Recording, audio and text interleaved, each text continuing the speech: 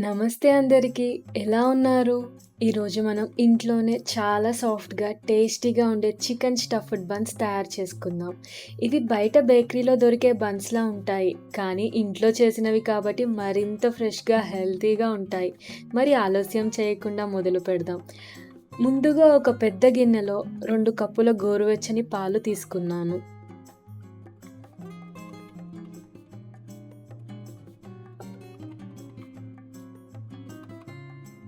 అందులో 2 spoons brown sugar వేశాను. తరువాత ఒక చిన్న ప్యాకెట్ అంటే 7 గ్రాముల ఈస్ట్ వేసి బాగా కలిపాను. దీన్ని 10 నిమిషాలు పక్కన పెట్టాను. ఈస్ట్ బాగా యాక్టివేట్ అయ్యి పైకి పొంగి వస్తే మన డౌ బాగా సాఫ్ట్‌గా వస్తుంది. 10 నిమిషాల తర్వాత ఈస్ట్ బాగా పొంగింది. ఇప్పుడు అందులో అరకప్పు పెరుగు, 3/4 కప్ ఆలివ్ ఆయిల్ వేసి బాగా కలుపుకున్నాను. ఇప్పుడు 4 కప్పుల హోల్ వీట్ ఫ్లవర్ ఇంకా 1 స్పూన్ ఉప్పు వేసి మెల్లగా కలుపుకుంటూ సాఫ్ట్ డోలా చేసుకున్నాను. డో చాలా గట్టిగా కాకుండా, చాలా లూజ్‌గా కాకుండా ఉండాలి. ఇలా డో తయారైన తరువాత గిన్నెకు మూత పెట్టి పొంగడానికి పక్కన పెట్టుకున్నాను.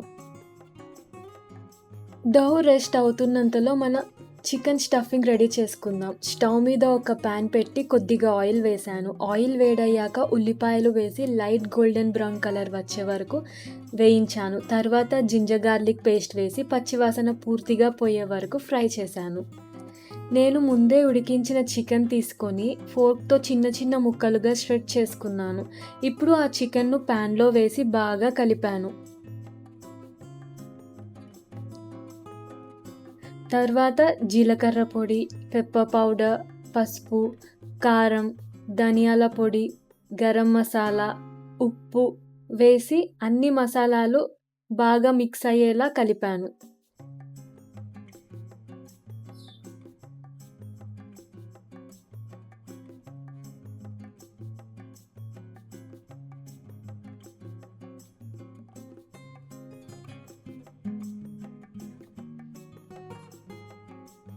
ఇప్పుడు green, red, yellow bell peppers వేశాను.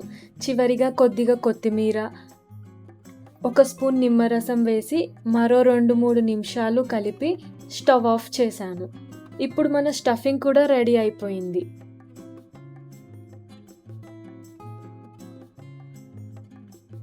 ఇప్పుడు డౌని చూసేసరికి బాగా పొంగింది. దాన్ని మెల్లగా పంచ్ చేసి గాలి తీసేశాను. తరువాత సమానమైన ముక్కలుగా కట్ చేసుకున్నాను.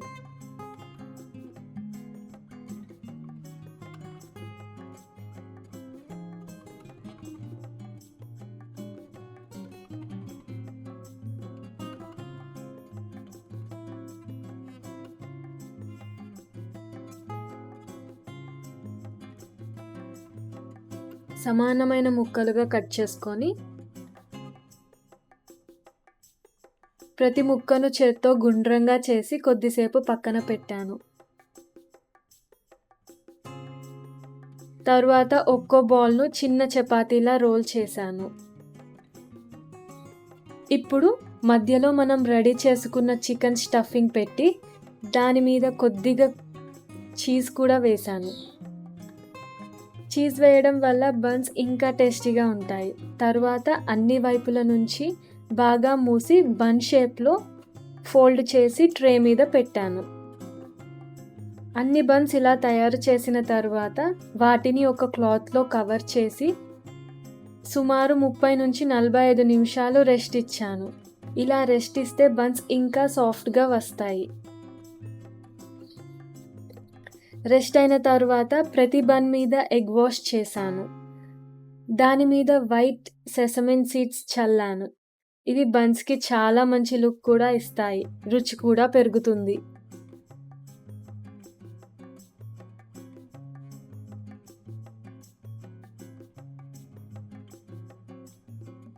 ఇప్పుడు 180 డిగ్రీస్ ప్రీహీట్ చేసిన ఓవెన్‌లో ఈ బన్స్‌ను 25 మినిట్స్ బేక్ చేశాను. 25 మినిట్స్ తరువాత ఓవెన్ నుంచి బయటకు తీస్తే వావ్! చూడండి ఎంత అందంగా గోల్డెన్ బ్రౌన్ కలర్‌లో వచ్చాయి. బయట లైట్‌గా క్రిస్పీగా, లోపల మాత్రం చాలా సాఫ్ట్‌గా ఉన్నాయి. వైట్ సెసమీ సీడ్స్ వల్ల ఇంకా బేకరీ స్టైల్ లుక్ వచ్చింది.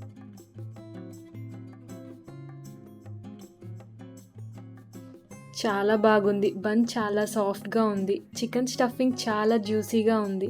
మసాలా కూడా పర్ఫెక్ట్‌గా బ్యాలెన్స్ అయింది. చీజ్ వల్ల ప్రతి బైట్ ఇంకా రిచ్‌గా, టేస్టీగా అనిపిస్తోంది. మీరు కూడా ఒకసారి తప్పకుండా ట్రై చేయండి.